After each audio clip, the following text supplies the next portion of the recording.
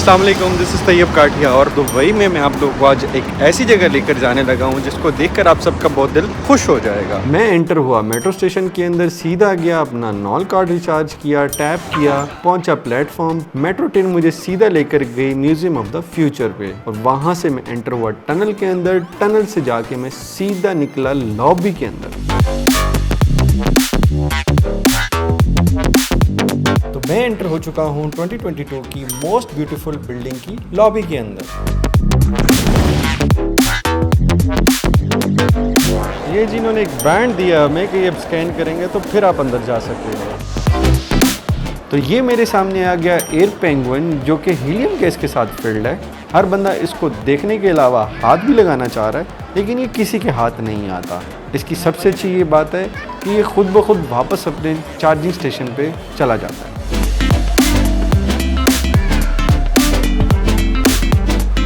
तो ये है स्पॉटर बॉट, जो कि $50,000 का है। 14 kg वेट उठाता है, -20 से 45 डिग्री तक काम करता है। इस वक्त तो इसको ये आंटी चला रही हैं, बट ये खुद ब खुद भी काम करता है।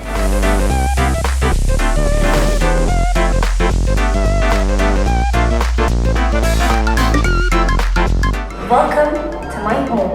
Your journey begins in February 2071. मैं पहुंचा स्पेस शटल सिमुलेशन के अंदर, जो कि कंप्लीट काउंटडाउन था रियलिस्टिक शटल साउंड्स का, मूवमेंट्स का और दुबई की फ्यूचरिस्टिक वीडियोस का, जो कि आप शटल विंडोज के थ्रू देख सकते हैं। तो मैं पहुंचा 2071 फ्यूचर के ऑर्बिटर स्पेस स्टेशन होप में, जो कि अर्थ से 600 किलोमीटर ऊपर है।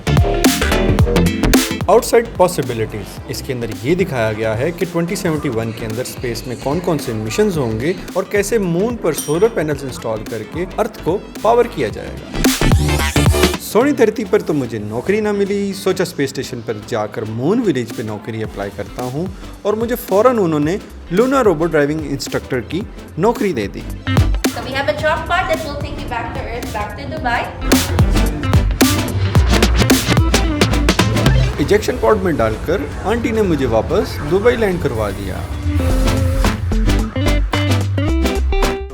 5वें फ्लोर पे हमें सबसे पहले लेकर गए, जहाँ पर ये हमें स्पेस में लेकर गए थे और अब उन्होंने हमें वापस ज़मीन पे उतार दिया है और अब इसके 4 लेवल और हैं, जाके देखते हैं बाकी 4 लेवल्स में क्या क्या चीज़ें हैं। तो ये है चैप्टर 2, द हील इंस्टीट्यूट। ये अमेज़न का 2071 का डैमेज्ड फॉरेस्ट दिखाया है, जो कि ये अपनी आर्टिफिशियल इंटेलिजेंस और बायो डिज़ाइन से रिपेयर करेंगे। तो ये है इनकी डीएनए लाइब्रेरी, जिसके अंदर मोर देन 2400 स्पीशीज डिस्प्ले किए गए हैं ग्लास केसेस के अंदर। यहाँ पर आकर बहुत लाइवली फील हो रहा है। इस लैब के अंदर इतने ज़्यादा कलर्स हैं, फिर ग्लास के रिफ्लेक्शंस हैं, जिनको देखकर वैसे ही बहुत अच्छा फील हो रहा है। ओवरऑल एटमॉस्फेयर बहुत ज़बरदस्त है और मैंने ये भी देखा है कि मोस्टली लोग यहाँ पर टाइम स्पेंड कर रहे हैं इस फ्लोर के अंदर। तो यहाँ पर इन्होंने मुझे एक डिवाइस दी है, बायोसिंथ, जो आप किसी भी ऑब्जेक्ट की तरफ पॉइंट आउट करेंगे वो उसकी डिटेल बताएगी आपको। तो ये है वो काला बिच्छू जिसके पीछे पूरा पाकिस्तान पड़ा हुआ है। This is insane and crazy. क्या लेवल की चीज़ इन्होंने बनाई हुई है। पूरे अर्थ को इन्होंने किस तरह सिक्योर करना है। 50 साल बाद की ऑब्जर्वेशंस हैं ये सारी, इन्होंने अभी से इसके ऊपर काम शुरू किया हुआ। तो ये साइंस कम्युनिकेटर हमें बता रहे हैं कैसे नर्सरी में बायो इंजीनियरिंग करके इन स्पीशीज को बाहर छोड़ा जाएगा, जिससे इकोसिस्टम हील होगा। ये है चैप्टर नंबर 3, अल वाहा, जिसमें एक फ्यूचरिस्टिक स्पा बनाया गया है।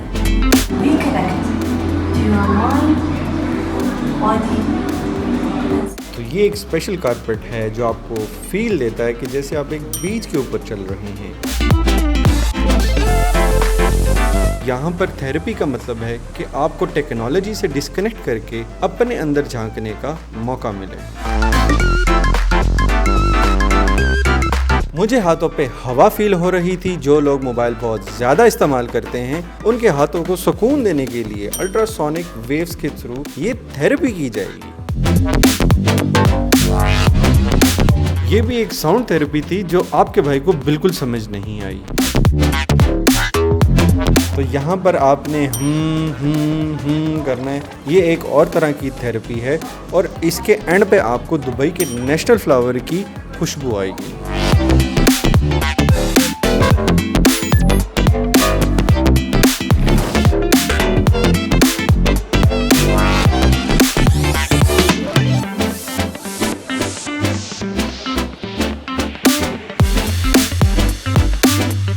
तीन फ्लोर हमारे कंप्लीट हो गए थे, तो हम आगे इसके 4th फ्लोर पे, जहाँ पर ये इनोवेशन और टेक्नोलॉजी आने वाले वक्त में कैसी होगी ये ऑलरेडी यहाँ पर ये लोग दिखा रहे हैं।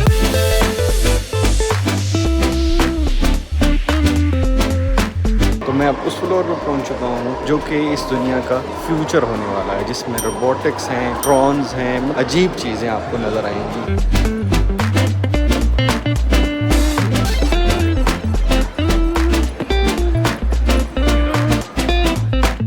इस जैकेट के अंदर 60% कॉपर यूज हुआ है, जो कि आने वाले वक्त में आपको हर तरह के वायरसेस से बचाएगी, जैसे कि कोरोना वायरस। किसी भी वॉलेट को यूज करने की बजाय इस चिप के थ्रू आप हर तरह की पेमेंट कर सकेंगे। तो इस रोबोट ने फेस स्कैन करके ये बताया कि आपके भाई का बहुत एक्सपेंसिव टेस्ट है।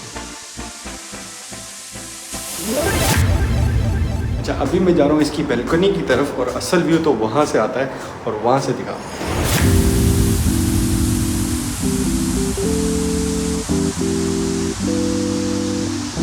मेरे ख्याल में बिल्डिंग की जो 3D में इन्होंने कटिंग की है ना, ये बहुत लेवल की है।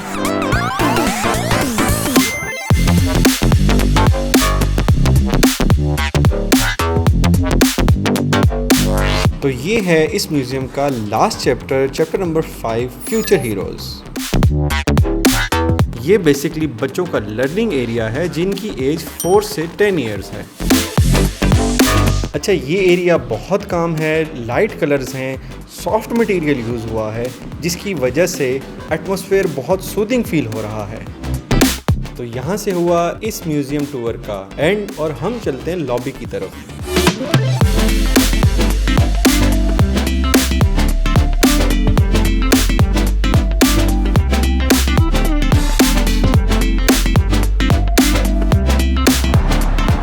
आपको जो मेरे पीछे बिल्डिंग नज़र आ रही है ये अरबी बोलती है। यहाँ के वली अहद ने ये डिसाइड किया कि क्यों ना हम फ्यूचरिस्टिक एक म्यूजियम बनाएं जो कि आने वाले वक्त में लोगों को बता सके कि दुबई की क्या थिंकिंग थी आज से 50 साल बाद की और इस टाइम लोगों की क्या थिंकिंग है।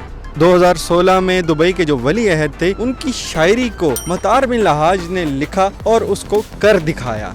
तो यहाँ के वली अहद का ये भी कहना था जो मुस्तकबिल का तस्वुर और डिज़ाइन नहीं कर सकते वो लोग बहुत पीछे रह जाएंगे।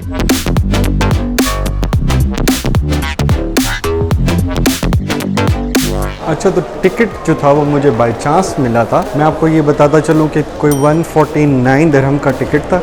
अच्छा जी, आज का व्लॉग यहीं क्लोज करते हैं। आप लोग मेरा चैनल सब्सक्राइब, लाइक और शेयर लाजमी कीजिएगा। और दूसरा ये कि मैं आप लोगों को नेक्स्ट व्लॉग में एक बड़ी स्पेशल जगह लेकर जाने लगा हूँ और एक बड़ी स्पेशल चीज़ मैं आपको बताने वाला हूँ। अगर आप लोगों ने मेरा व्लॉग शुरू में ध्यान से देखा होगा तो वहाँ पर मैंने आप लोगों को एक कार्ड की बात की थी। तो वो कार्ड के आपको फ़ायदे मैं अपने नेक्स्ट व्लॉग में बताने जा रहा हूँ, जो कि बहुत बड़ी अपॉर्चुनिटी हो सकती है पाकिस्तानी गवर्नमेंट के लिए अगर वो उसको अवेल कर लें। तो नेक्स्ट व्लॉग लाजमी देखिएगा। अल्लाह हाफिज़।